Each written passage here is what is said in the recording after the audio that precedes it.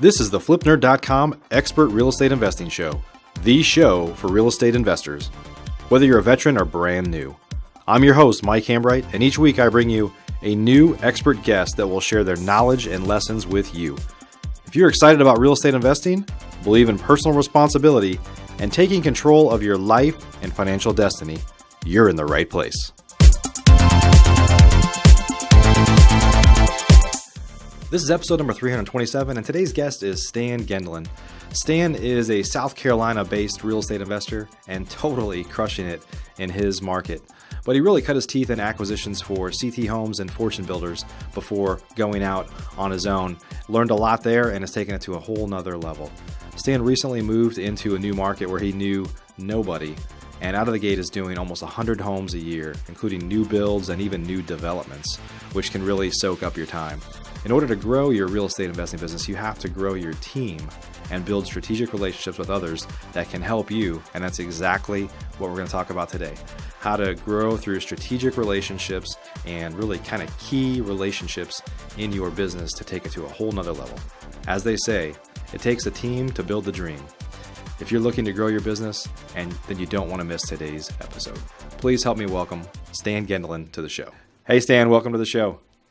Hey man, good to see you. Thanks for having me on the show. Yeah, I'm glad you're here, and I'm excited to talk about this today because you and I are actually in a mastermind together, a lot of high-level investors, and we talk a lot about partnering or how to bring other resources to grow your business. And none of us could be doing 40, 50, 60 or more houses a year without finding people to help you with that, whether it's like structured as like true partners or just the right kind of contractors or team members. And I think that's where a lot of real estate investors get stuck, as they try to do everything themselves.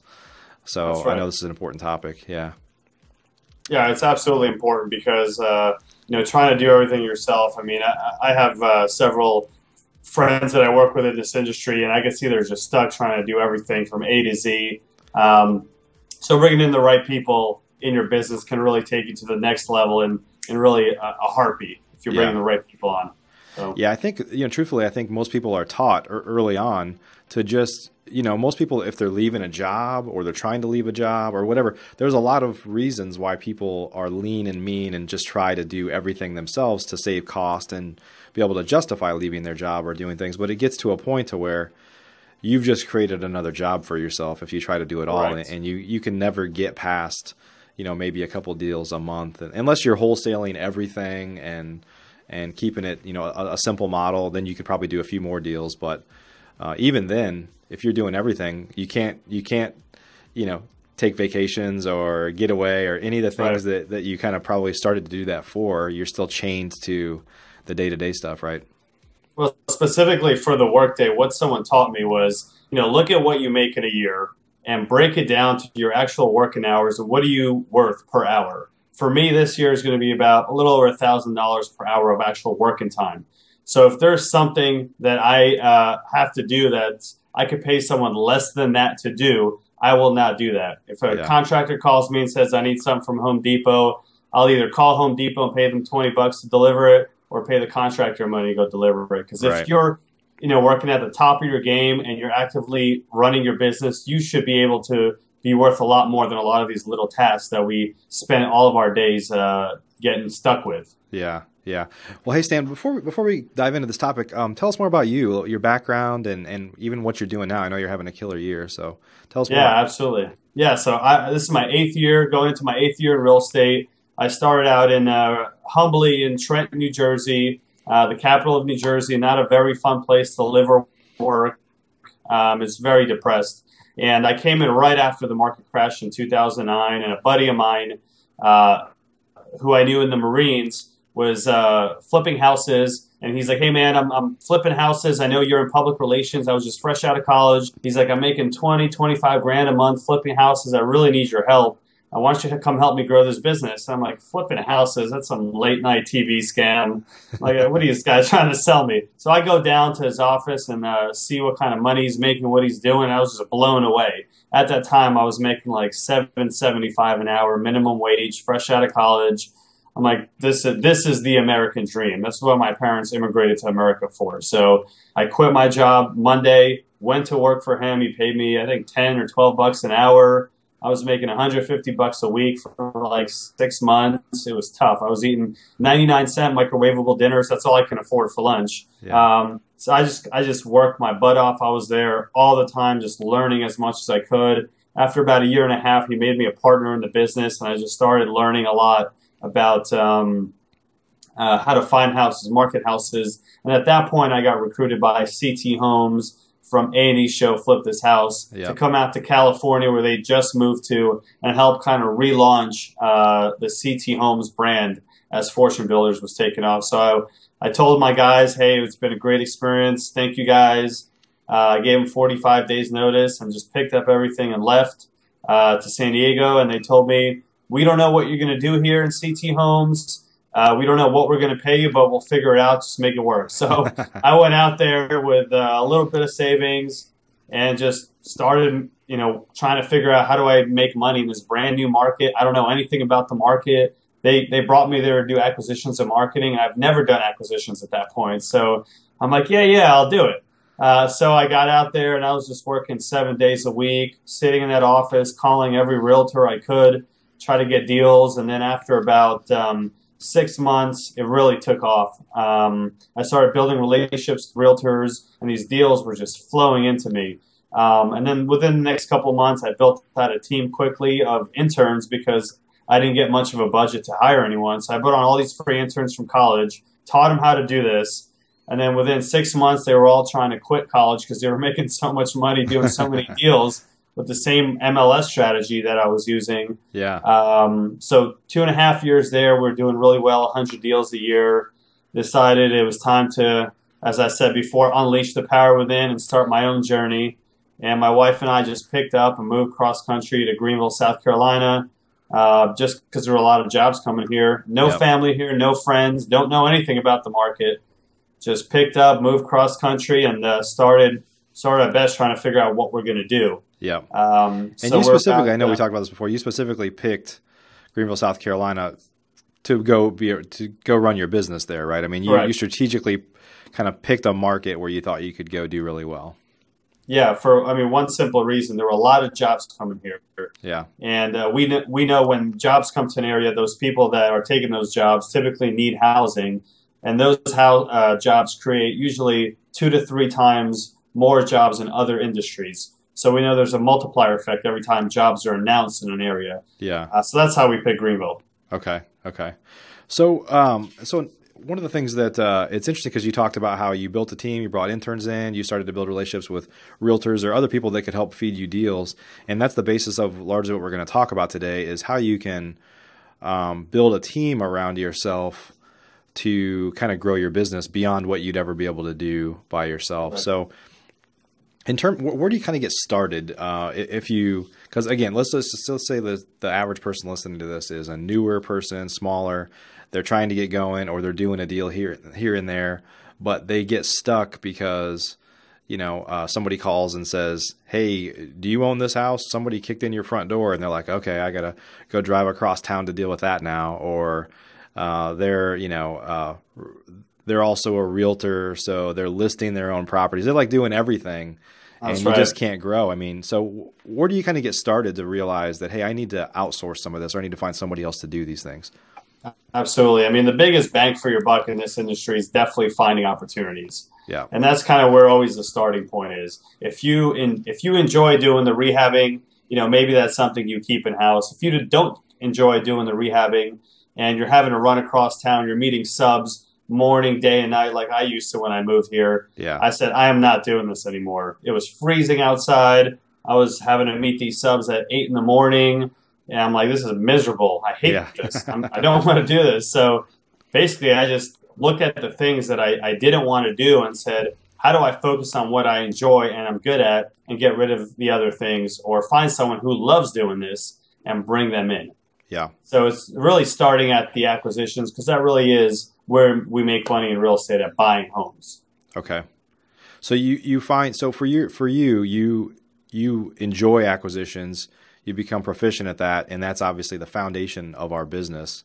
And you kind of go from there to say, what are the highest value tasks that have to be done in this business, and what are the lowest ones, and start to realize that, hey, I need to get rid of, driving across town to put a lockbox on a door or take it off. I mean, is that what you do? Is you kind of look at tasks and say, these are kind of below my pay grade? Is that where you'd advise people to get started? It's time for a quick announcement. We'll be back to the show in less than 30 seconds. PassiveRental.com is your source for turnkey, done-for-you rental properties. If you'd like to be an investor and not a landlord, please visit PassiveRental.com to learn how to purchase cash-flowing, professionally managed rental properties in the hottest rental markets across the country. We can also help connect you with financing for your next property. Invest the easy way today and get started by visiting PassiveRental.com. Is that what you do? Is you kind of look at tasks and say, these are kind of below my pay grade? Is that where you'd advise people to get started?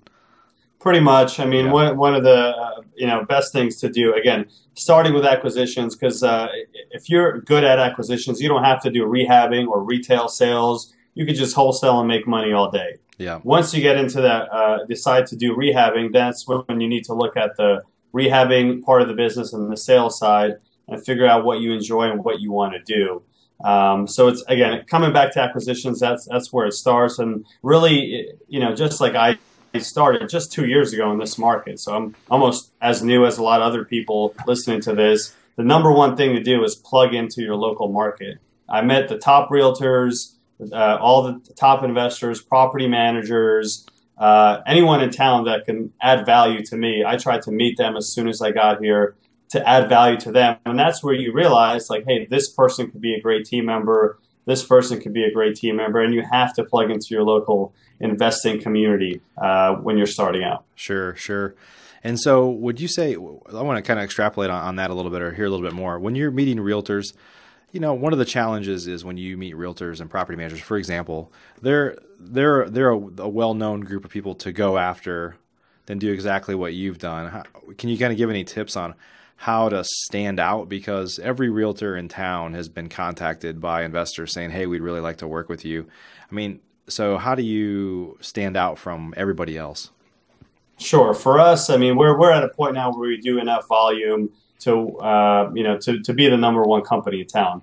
But if I was starting out new again, it's basically, we tell realtors we want to grow with them in the sense that, you find us opportunities. Number one, you're always representing us. So you're getting a commission there. If it's your listing, you're getting 2 commissions on the front end. And if you're bringing us deals, you're getting to relist it as well. So you're getting a 3rd commission.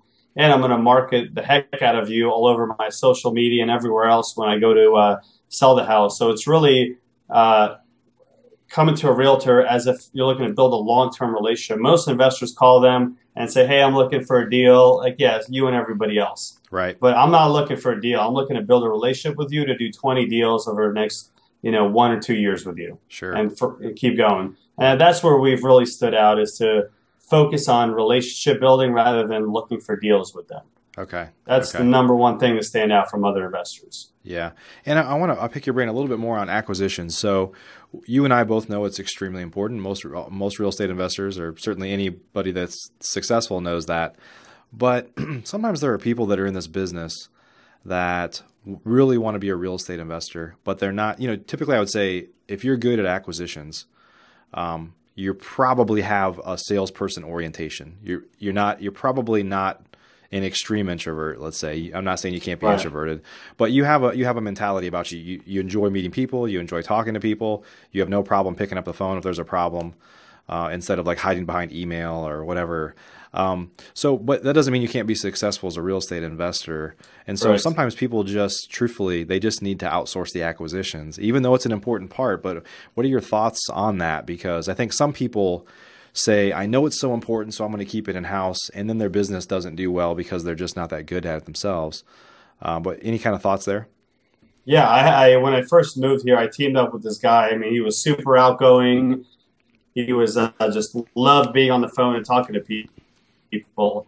And I basically told him, hey, man, like, I will do all the marketing. You take all the calls. You talk to all the people. You lock it up. I'll wholesale it. We can split profits. Or I'll buy it from you as a rehab, and you'll take a wholesale fee on every one. So that's a really easy way to get rid of that. You find a wholesaler who's really, really good on the phones and loves being on the phones, and you just do the marketing part and maybe the rehabbing and the sales, and you let them do all the talking. Yeah. That's a really easy thing to outsource. Yeah.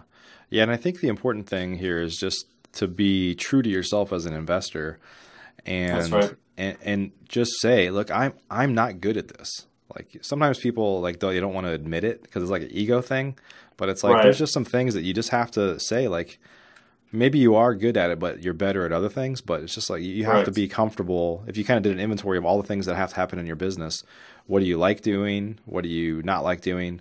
What do you? Sometimes people are good at things that they don't like doing, right? That's right. Like That's my right. wife is like really good at the CFO side of our business, but she doesn't really like it. But it has to happen, right? So, but you just have to kind of identify those things and kind of break them up into what do I need to get rid of and what do I need to keep, right? Right. Yeah. I mean, honestly, real estate is a people business. You have to be outgoing. If you're an introvert, I mean, that you have to break out of that. And I'm kind of dealing with that with one of my acquisition guys right now. He was on the phone yesterday with a seller, and I could tell he was beating around the bush before he gave this guy an offer. I'm just looking at him like, just give him an offer. Do it. So he Yeah. finally gave him the offer, and he liked the offer. So that was good. So I Yeah. told him what we're going to do today and for the next couple of days is I'm having him go on Craigslist and calling a lot of sellers and making the most ridiculously low offer so he gets as many no's as he can get to get comfortable with getting no's. Yeah. You just have to get over it. And that's Yeah. an easy way to do that. Yeah, But in this yeah. business, you can't say I'm an introvert, I'm not going to talk to people. We're in a people sales business, and you don't have to do that job, but you have to be comfortable talking to people. So Right. Right. But back to relationships or strategic relationships or partnerships, if you exactly. know that you're not, then you probably just need to find a partner that can handle that side of the business, right?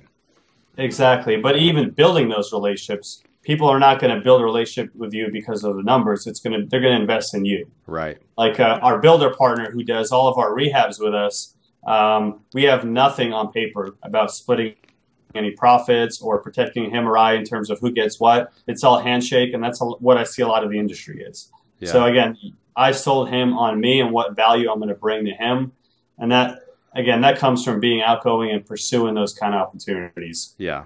Yeah. And if things go south, it'll happen on one deal and then you move on. I mean, not that That's anybody right. wants to move on, but I think a lot of times people get hung up on the legal agreements and contracts and all this stuff, and then it just leaves a bad taste in your mouth anyway sometimes because you kind of went overboard on it. So That's right. I mean, if you don't feel comfortable working with the person to the point of you got to have everything written out, and of course you should have agreements on some bigger deals sure. and things like this, but I mean, you have to feel comfortable with the other person regardless. And we kind of have a mutually assured destruction set up where he gets all the rehab money up front to do the projects, and I basically get all the profit at closing. So I could give him none of the profit of our sales, and he can basically, I guess, keep some of the rehab money. So we have a kind of a mutually assured destruction position that we couldn't really screw each other over with. Yeah. So Yeah. yeah. Well, let's talk about of finding the right partners. So I know that it's one thing to say, "Hey, I'm not good at this, and I need to find a way to outsource it." But how do you find the people that are the right fit? But Right. maybe we can go through kind of role by role. So I know you have a good relationship with your contractor. I know you do a lot of new build stuff and also rehabs. So how do you? What advice can you give on finding the right fit for a contractor? So, I mean, and it doesn't have to be a contractor per se. It can be just a really good project manager. And that can come in the form of an investor. So if maybe you're in your local market and you see, one investor consistently listing houses, but not a lot of houses, but they just look great. It might be worth reaching out to that investor and saying, "Hey, man, look, you do a great job on your projects. Let me flood you with deals and I'll, bring some capital and you do all the work." Yeah. And that's one way to do it.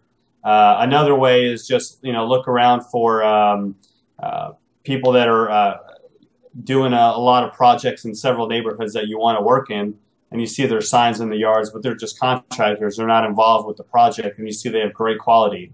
And basically just reach out to them. So driving the neighborhoods was the fastest way I picked up contractors when I first moved here. Yeah. Is once you know what neighborhoods you want to do work in, just driving around and taking phone numbers. Yeah. So Yeah, for absolutely. that role, yeah, for that role, those are the top two ways I would say. Yeah, that's great. And truly, we've done that many times before too, where, there's a lot that can happen when you're actively investing and you're going out to neighborhoods, there's lots of stuff that, you can't, well, I'm not saying you can't find deals in your office, but stuff happens when you're in a neighborhood. You might be able to find contractors.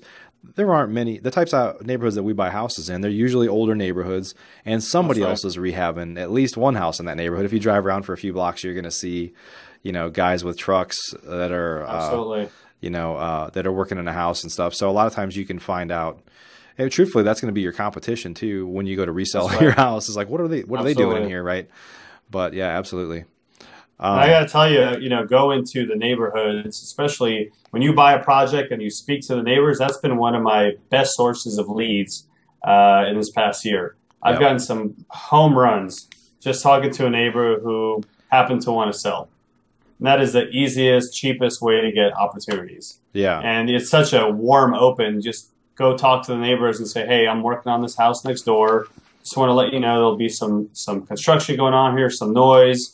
If there's any issues, please give me a call. Here's my number. Hey, by the way, have you thought of maybe selling if the house looks like it needs some work?" And we just picked up a home run, unbelievable home run, just 2 months ago with doing that. yeah. So That's a great tip. Well, one thing I want to talk about is scale. So I think one challenge that a lot of people have with forming partnerships is, I mean, I think you would agree with me. When you form a partnership with somebody, the best partnerships are the ones where you're dependent upon them and they're dependent upon you, right? So it's hard if you're, and I'm not talking bad about people that are doing, let's say even like a deal a month, okay? And let's say you're wholesaling half of them, so you're only rehabbing one house every other month.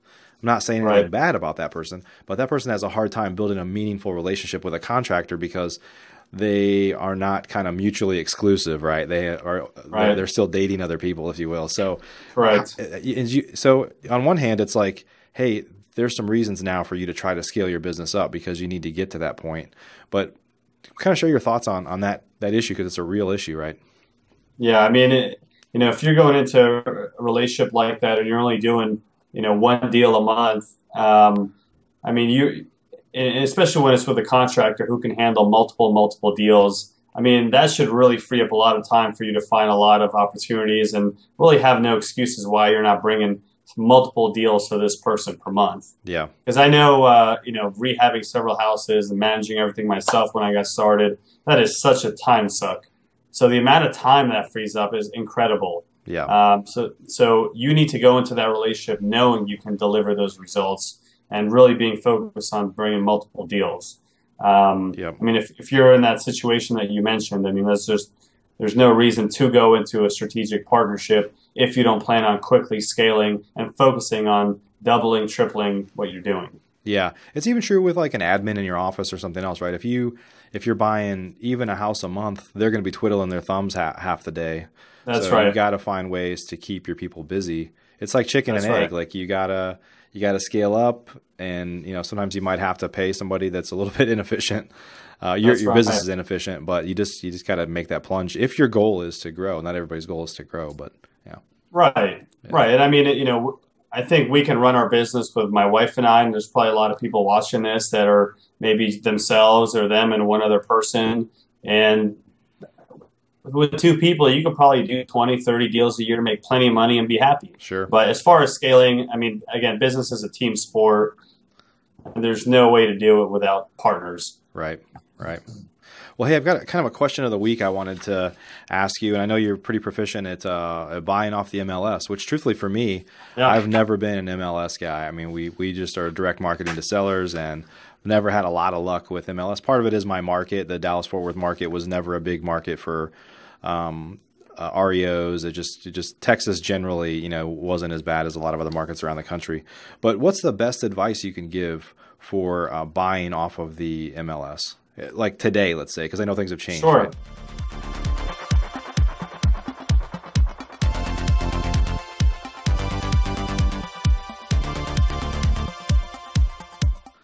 Yeah, I mean, when we buy off the MLS, even 4 years ago, even today, maybe 10% of our properties are REOs. So we've never even focused on REOs. Yeah. The magic is in the follow-up. We had basically a very simple formula. We would look at the MLS every single morning, look at any and all potential opportunities, call and get motivation first. That's the number one thing you want to call and ask for. A property might be calling the agent. That's right, and getting motivation from the seller, regardless of what the price is. If the house looks like it needs work, even if it's priced at retail, we will call and get motivation.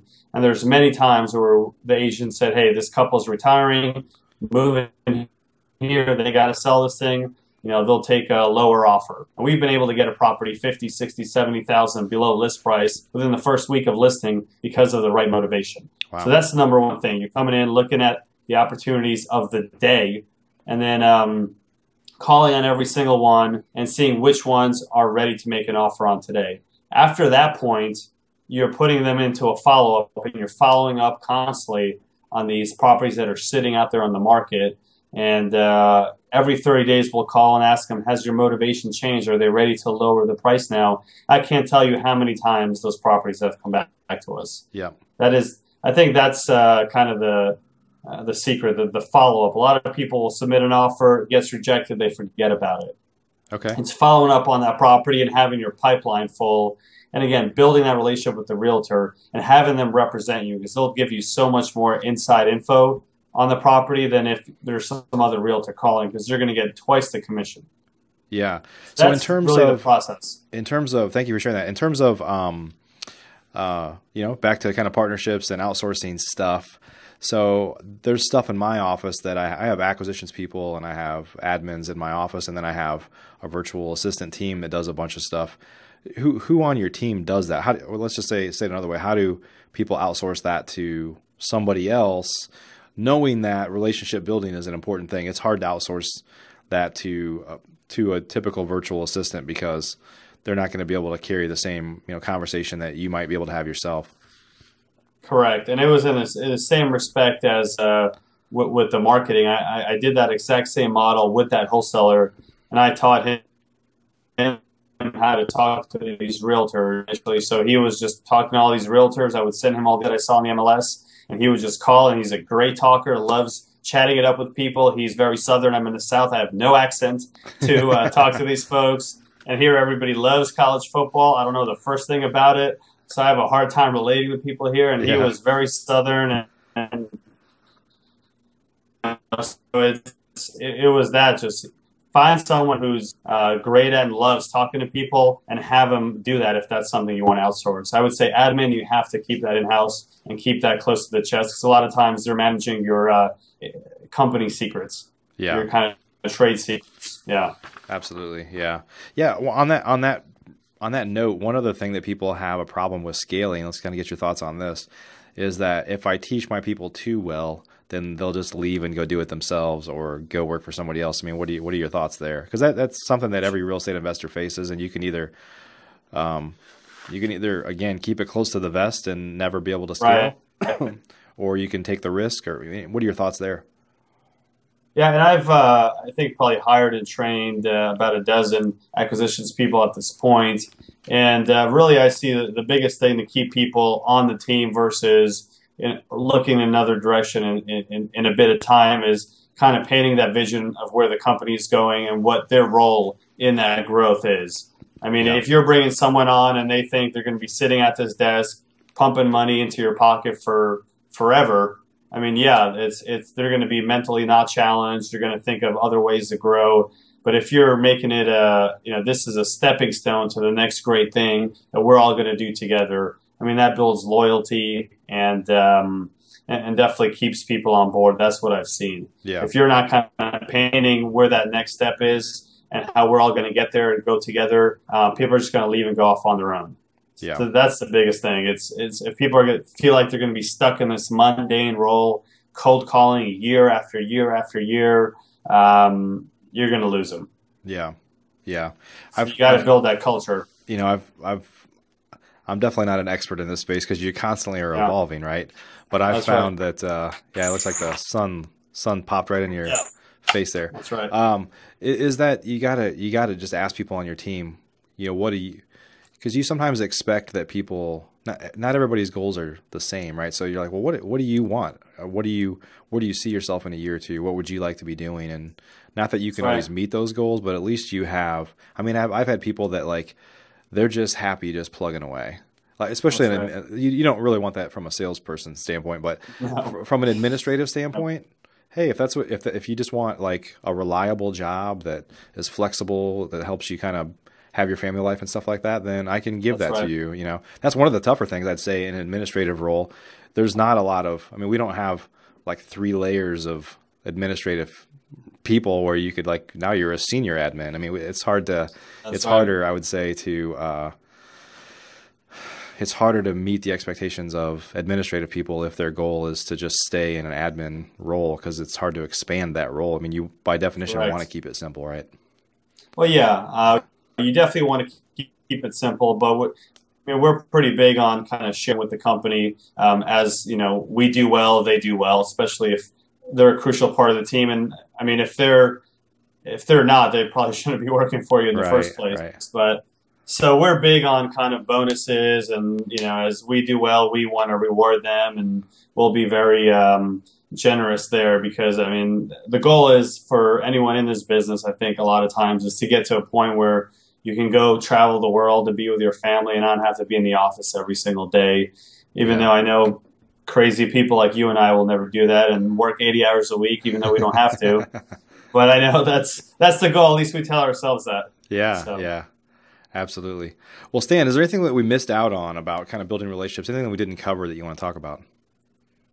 Well, I think it's just important for people to realize, I moved here 2 years ago not knowing a single person, how to rehab properties, how to market for properties. I knew acquisitions. That's all I knew. And I was able to go from that to doing, I think we have 28 projects right now, and 4 developments and a growing rental portfolio. So you can grow so quick by these strategic partnerships. But really the key is to get out there, make yourself known, tell people what you're going to do. Even if you haven't done it already, it doesn't matter.